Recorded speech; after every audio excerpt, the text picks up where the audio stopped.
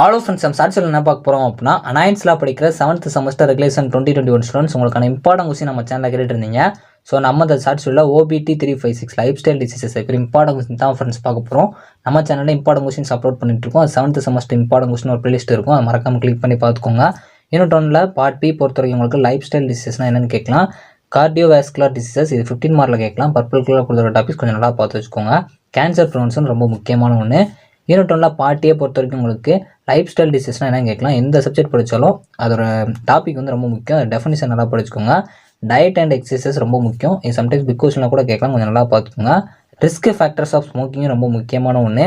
Unit 2ல் part B பொறுத்த வரைக்கும் உங்களுக்கு லங் கேன்சர், ஸ்கின் கேன்சர் ரொம்ப முக்கியமான ஒன்று. பயோமார்க்கர்ஸ் கண்டிப்பாக கேட்பாங்க, அதை நல்லா படிச்சுக்கோங்க.